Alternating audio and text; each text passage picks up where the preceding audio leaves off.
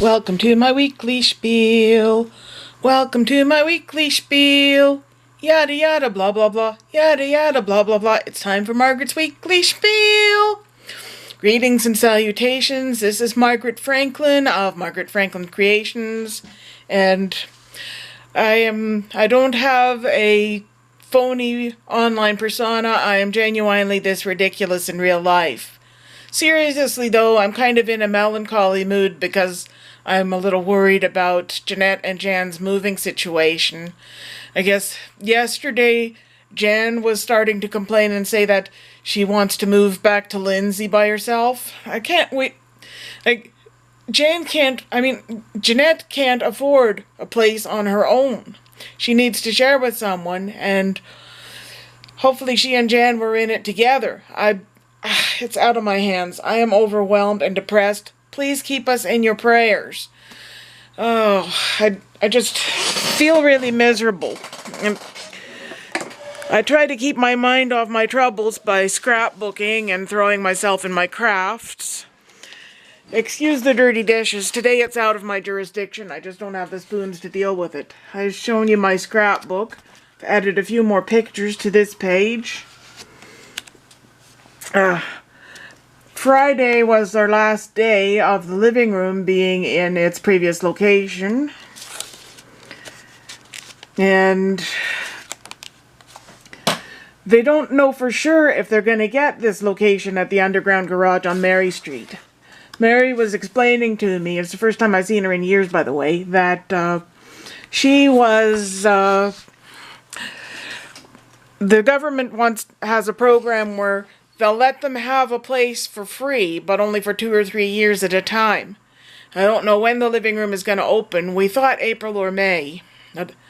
I'm really going to miss going back to the studio again. It feels like a tease, like the episode of The Simpsons where they had the pool-mobile in front of the house, and that's all that they got. We have a pool, can we have a pool, can we have a pool? And here it's, can we have an art studio, can we have an art studio, can we have an art studio? The living room was my happy place from spring of 2015 until the pandemic. Although it wasn't without its issues. I know I would not do well with a surprise party. I'd literally shit myself because I got to the studio, like they're supposed to be open from 12 until 3:30, and I came in and they're having this big song and dance number, and it was really, really loud. It's a shame. I would have liked to have got it on video, but by the time I put my earplugs in, the song and dance was over, and I felt really bad about that. But sometimes, being an autistic person, I am at the mercy of my sensory issues. I don't handle loud surprises very well. And it was very loud in the foyer when they were doing this music, and I managed to quickly retreat and make it down into the studio where they're setting up. And I don't know anyone tuning in before. If you don't know anything about me, I am autistic. I'm bipolar, and I have depression and post-traumatic stress, and I can't live without my medications. I'm very open and honest about mental illness. It should not be stigmatized. People have their limits, and sometimes you got to pace yourself and choose your battles. I think about all the things I want to say, and then I forget them when I want to say them. Here, I was an extra in Detroit Rock City. I'll talk to you while I'm flipping through my book. There's some carousel pictures and clowns for you. Pictures from my Las Vegas trip. I was just putting those in just now. And pictures from Laura's quilt. See, I've got all the sea monsters and mermaids. We had a mermaid at the living room yesterday. Not a real one, of course. A girl wearing a tail, beautiful green hair. And of course, she remained in character while she was dressed as a mermaid. So because I asked her where she got her tail, and she said she was born with it, even though I saw her putting it on earlier those days. The mermaid industry is quite the big thing these days. They actually make tails that people can use to swim underwater. I don't know how they swim in it because that thing felt heavy. Anyway, I'm going off on tangents here. Look it up. I have a special fondness for horses with lolling tongues. Gee, I wonder why. Fun fact, when Charles Carmel had to build carousels for customers he didn't like, he often included several horses with lolling tongues. Marcus Ilions, however, gave customers he didn't like anatomically correct stallions. Yeah, the Agawam American Beauty Rose Stallion has a schmeckle. Here's the collage that I made Jeanette for Christmas. Here's the last few pictures of Laura's quilt. The same picture appears in my coloring book quilt, sort of segueing from one project to the other here. There's some hot air balloons for you. I love hot air balloons. And regular balloons. This page hasn't done anything yet. They call us the elders. We were born in the 60s, 70s. We grew up in the 70s, 80s. We studied, dated, and partied in the 80s, 90s. We learned into the 80s, 90s. We settled into the 2000s. We grew wiser in the 2010s, and we're firmly beyond 2020. Seems like we lived in 8 different decades, 2 different centuries apart, 2 millennials apart. We've gone from phone with long-distance caller operator to video calling anywhere in the world. We've gone from slides to YouTube, vinyl records to online music, handwritten letters to email and WhatsApp. For live gaming radio, white TV and black to color TV, and then 3D, 4K, HD TV. Went to the video store, now watching Netflix. We met the first computers, punched cards, discs, and now we have gigabytes and megabytes on our smartphones. We all wore shorts all our childhood, and then pants, Oxfords, Rockets, full shells, and blue jeans. We dodged childhood paralysis, meningitis, polio, tuberculosis, swine flu, and now COVID-19.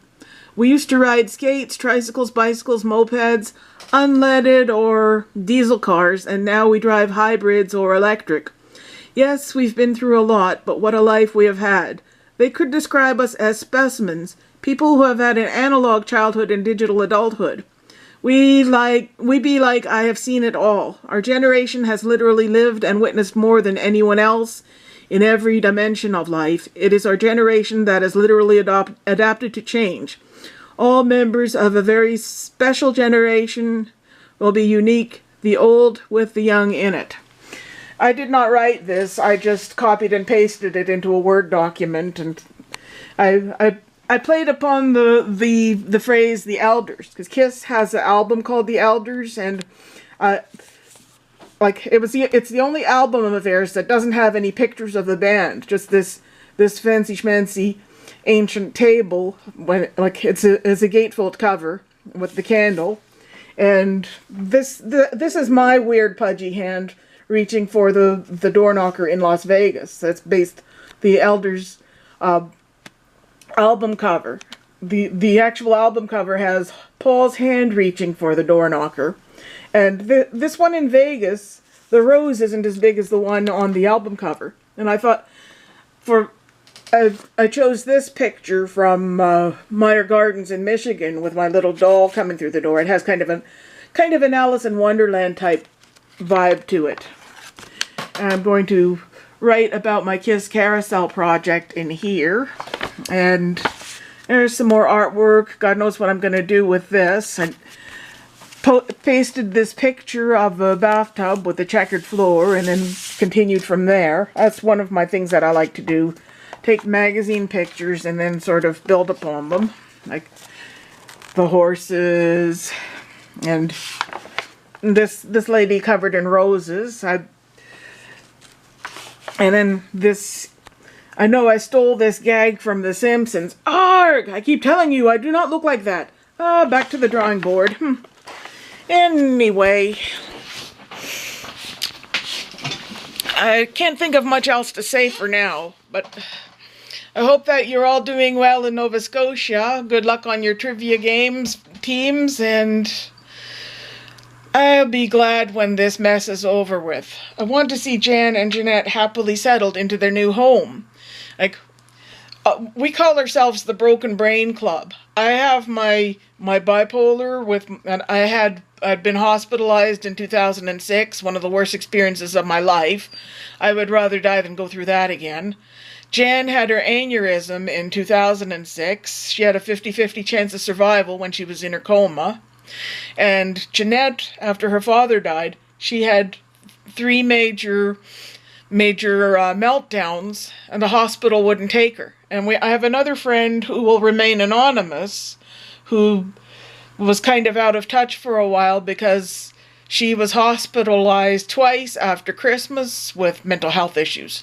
And she got to stay alone in her own room. Lucky. I had a roommate when I was in the hospital, but we didn't talk much to each other. We basically kept to ourselves. She was there before, I don't even remember her name. I don't know if I even knew it in the first place, because she didn't talk much. She just said, I think the only words I remember her saying to me, don't touch anything. Her end of the room looked like a convenience store. I kid you not, I've never seen so much junk food, bags of chips and bottles of pop. I didn't want any of it. I didn't care. I was fighting my own battles there. Duh. So that I'm lucky to be alive. I would rather be without food than without medication. I can't drink anymore because of it. The last time I had a non-virgin margarita, it knocked me out like an elephant tranquilizer, so never again. It's taken its toll on my liver. I don't know what else to say, but I'm lucky to be alive, and I'm grateful for the friends I have. I'm grateful for my wonderful husband, and I'm grateful for this place where we live. I'm grateful for the living room and all my activities, and I'm grateful for the customers who buy things from me. It's been a while. Wakey, wakey, buy something from me. I could use the dough. Anyway, that's it for now. Thanks for watching Weekly Spiel. Bye-bye. Be back soon.